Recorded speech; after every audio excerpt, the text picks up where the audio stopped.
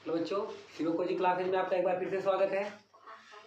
आज हम लोग बच्चों के कहने को रीजनिंग में कैलेंडर की बात करने वाले हैं। तो आइए देखते हैं कैलेंडर होता क्या है, पढ़ना क्यों चाहिए, ज़रूरत इसकी क्यों पड़ेगी और कहाँ कहाँ ये पूछा जाएगा। पहले तो जानते हैं बच्चा कि कैलेंडर जो टॉपिक है वो आपके किसी भी कॉम्पिटिटिव एग्जाम में पूछा जाता है, चाहे रेलवे हो, एसएससी हो, जेई हो, आईएएस पीसीएस के एग्ज़ाम में भी पूछा जा सकता है, या फिर आपका कोई इंट्रेंस एग्ज़ाम हो, नवोदय, बीएड या इत्यादि प्रकार के एग्जामों में भी पूछा जाता है। तो आइए बच्चा देखते हैं पहले कैलेंडर होता क्या है। बेटा कैलेंडर वही जो आप अपने घर में पंचांग लगा के रखे हो, देखते हो, वही कैलेंडर है। आप जानते ही हो कैलेंडर में टोटल कितने माह होते हैं, कितने सप्ताह होते हैं, कितने दिन होते हैं। आइए इन सब की चर्चा एक बार हम फिर से करते हैं। बेटा पहले जानते हैं, आप सामान्य वर्ष सभी लोग जानते हो, ठीक है। अधिवर्ष ज़्यादा जरूरी है, तो पहले अधिवर्ष की बात कर लेते हैं। अधिवर्ष होता क्या है? अधिवर्ष बोले तो बेटा लीप ईयर आप लोग ही जानते होंगे। अधिवर्ष हिंदी में बोले तो शायद कुछ बच्चे कंफ्यूज हो जाते हैं। लीप ईयर क्या होता है? लीप ईयर बेटा वो होता है जिसमें आपकी फरवरी 29 दिन और जो पूरा वर्ष भर का दिन होता है 365 बजाय 366 हो जाता है। बात समझ में आई? Yes sir. तो बच्चा पहचानेंगे कैसे?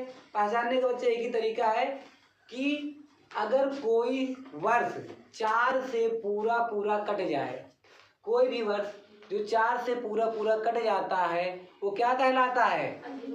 अधिवर्ष कहलाता है, लीप ईयर कहलाता है। यानी कि कोई भी आप ईयर उठाओ, आप बता सकते हो ये लीप ईयर है या नहीं है। जब वो 4 से भाग देने पर बेटा पूरा कट जाएगा तो वो लीप ईयर कहलाएगा। अर्थात उसमें फरवरी हमारी कितने दिन की होगी? 29 दिन की होगी। बात समझ में आई? Yes sir. एग्जाम्पल में मैंने लिख रखा है कुछ, ठीक, जैसे 2004, 2008, 2024, 1996, 1992 या और भी आप लिख सकते हो जो 4 से पूरा कट जाए। फिर जानते हैं साधारण वर्ष क्या होता है, नॉन लीप ईयर क्या होता है।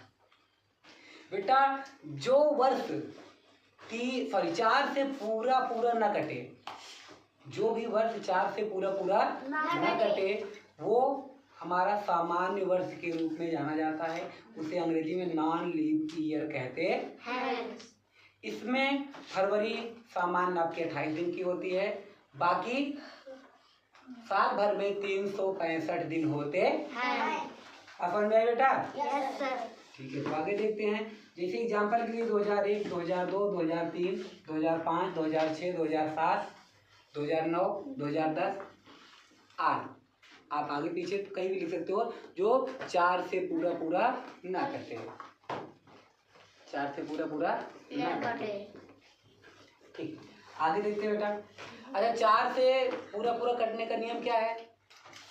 आखिरी की 2 संख्याएं अगर 4 से कटती हैं तो वो संख्या पूरी 4 से कटती है। फिर बात करते हैं बेटा शताब्दी वर्ष या शताब्दी अधिवर्ष क्या होता है। ठीक है, शताब्दी वर्ष पहले जानते हैं किसे शताब्दी वर्ष कहते हैं। जो आपका 100वां वर्ष होता है, हर वो 100वां वर्ष, जैसे 100 वर्ष, 200 वर्ष, 300 वर्ष, 400, 500, 1000, कभी 2000 था, ये वर्ष क्या कहलाएगा? शताब्दी है। जैसे अभी 2024 चल रहा है, 25, 26, 28 होते हुए एक समय आएगा 2090 पहुँच जाएगा, 99 पहुँच जाएगा, फिर 2100 हो जाएगा। तो 2100 जो होगा वो क्या होगा बेटा आपका? फिर से शताब्दी ईयर हो जाएगा। तो नॉर्मली बेटा जो 4 से कट जाता है वो हमारा अधिवर्ष यानी कि लीप ईयर कहलाता है। बट शताब्दी ईयर जो होता है यानी जो 100, 200, 300, 500, 800 ऐसे होते हैं वो लीप ईयर नहीं होंगे। 100, 200, 500 ये सब कट जा रहा है किससे? 4 से, लेकिन सभी लीप ईयर नहीं होंगे। तो लीप ईयर होने के लिए शताब्दी वर्ष का 4 नहीं 400 से कटना जरूरी है। बात समझ में आई? Yes sir.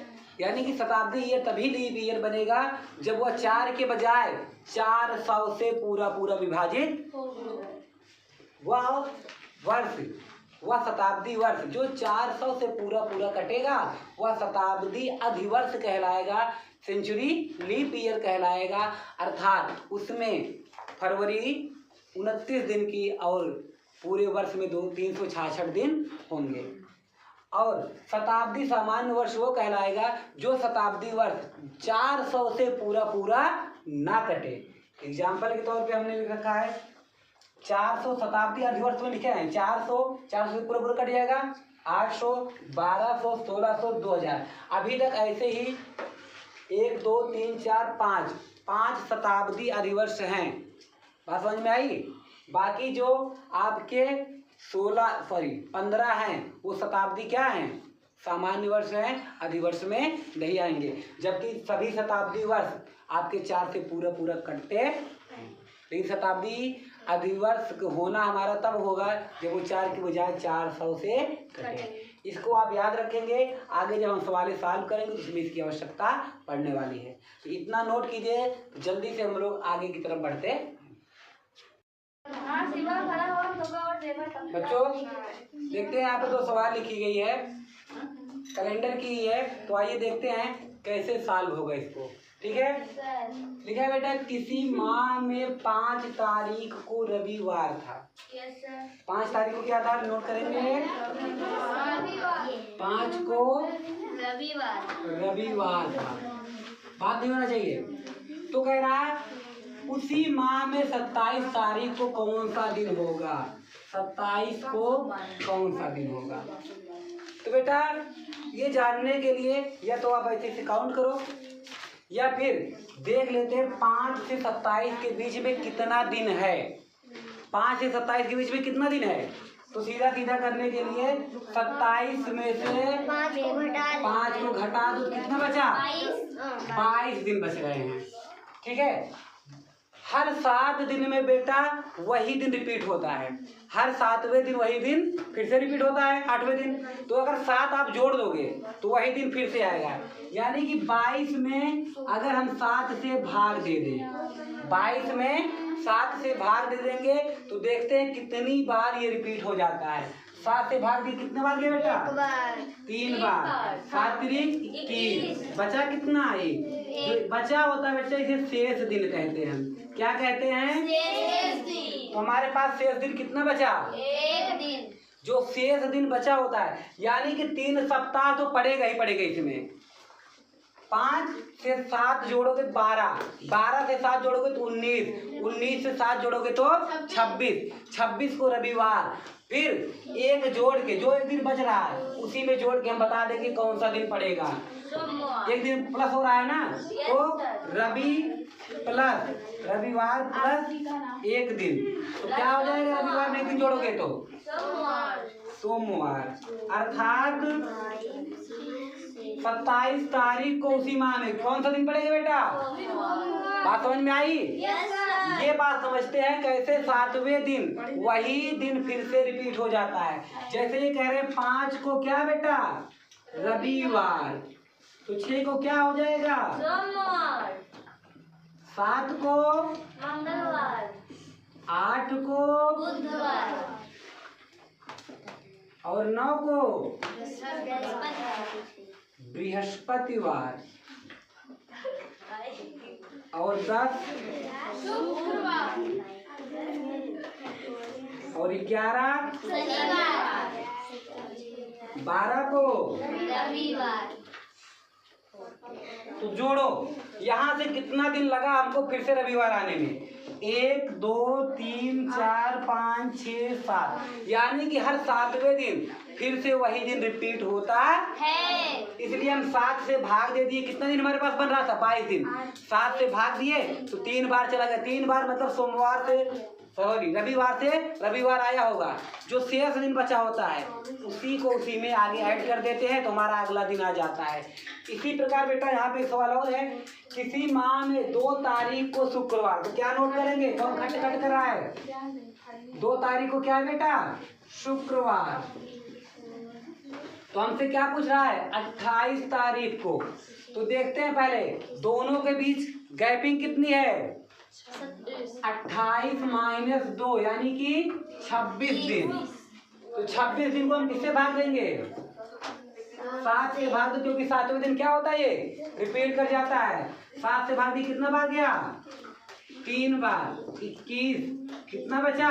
5। और ये बचा इसे क्या कहते हैं हम? शेष दिन। यानी कि शुक्रवार में अगर हम 5 जोड़ दें तो क्या हो जाएगा? हमको पता चल जाएगा 28 तारीख को कौन सा दिन है। 28 को कौन सा होगा बेटा? शुक्रवार प्लस 5 दिन, तो क्या हो गया?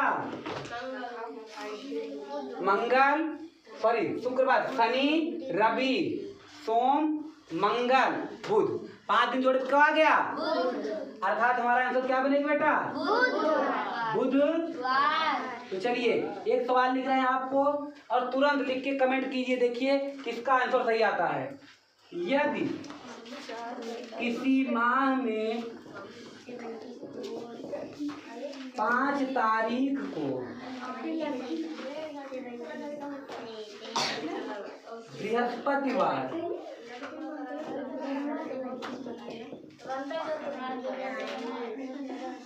हो तो उसी माह की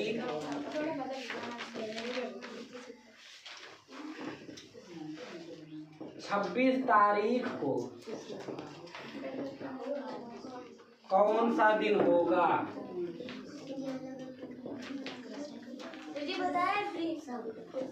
जल्दी से कमेंट करो। बृहस्पतिवार। क्या होगा?